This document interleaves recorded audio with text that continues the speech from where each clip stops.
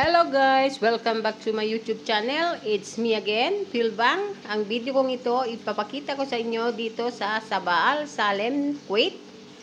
Sa panahon ngayon po ay summer dito na wala talagang lumalabas na mga tao na naglalakad-lakad kasi sobrang init sa panahon.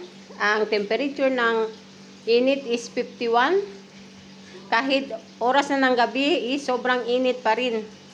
Kaya walang lumalabas na mga taong naglakad-lakad dito sa labas.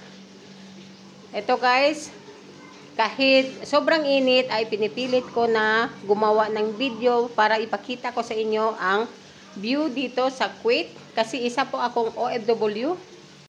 At sana po, suportahan nyo po ang video kong ito, itong channel kong ito. At sana po magustuhan ninyo. Kung any comment, kung gusto nyo mag-comment or gusto nyo makita any place, just comment below. At okay guys, thank you for watching my full video. Thank you guys and God bless.